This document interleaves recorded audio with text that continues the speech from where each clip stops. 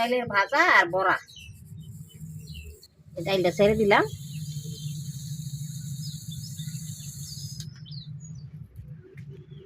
ডাইলের মধ্যে সিমটা দিব।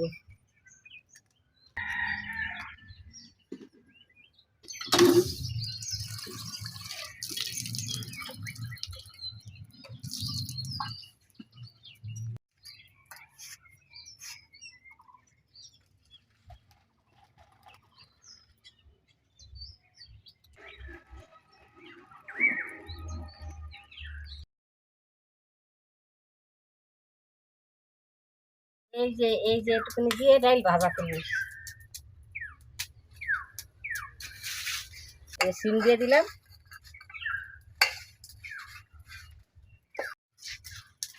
লঙ্কা দিয়ে দিলাম। লবণ দিয়ে দিলাম।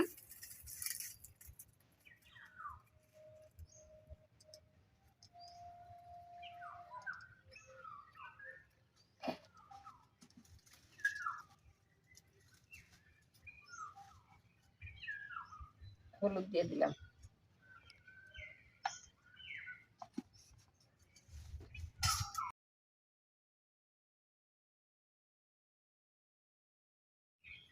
এই যে লঙ্কা কুচিটা এটা দিব এই ডাইলের ভাজা। এই যে এটার মধ্যে দেব।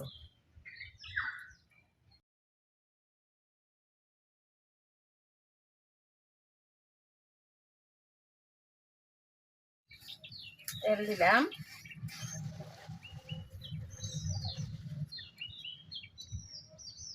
পুরনে যে পেঁয়াজ দিলাম।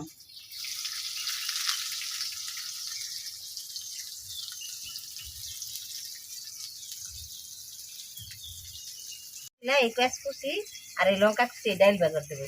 দেখবেন না হ্যাঁ।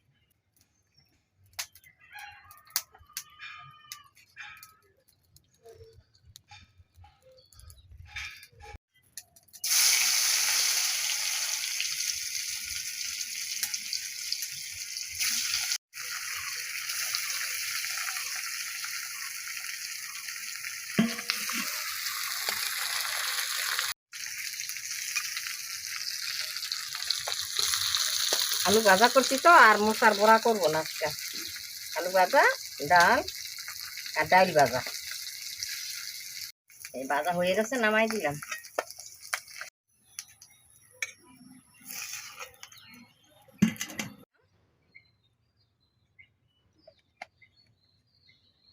এই যে লবণ দিলাম। এই যে পেঁয়াজ কুচি গুলো ছেড়ে দিলাম।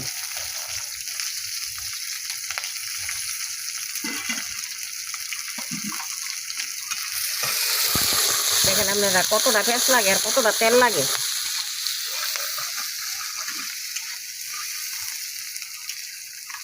আর এই যে ডাইলটা ছেড়ে দিলাম। না ডাইলটাও ভাজা হবে, পেঁয়াজটাও ভাজা হবে।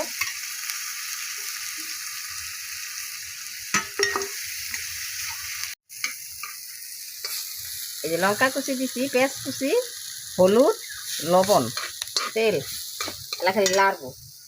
দেখেন আপনারা এই যে ডাইল ভাজা করলাম।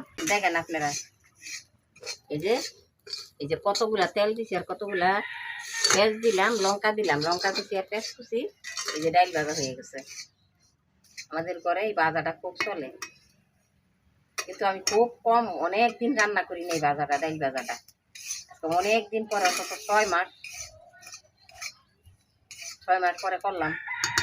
ঘরে কত মাছ হয়েছে, মাছ খাবে না, মাছ অনেক খাওয়া হয়ে যেতেছে তো একেবারে খারাপ লাগছে। অন্য কিছু করো।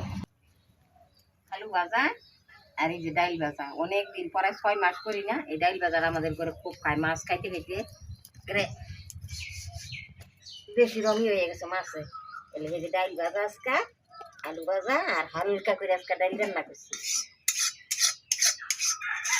দেখেন আপনারা, এই যে আলু ভাজা, এই যে ডাল ভাজা, এই যে ডাল। আজকে এই পর্যন্তই, পরের ভিডিওতে দেখা হবে বন্ধুরা। আজকে মাছ খাবে না, অনেক মাছ আছে ঘরে, ইলিশ মাছ, কই মাছ, তারপরে পুঁটি মাছ, মাছ খাবে না।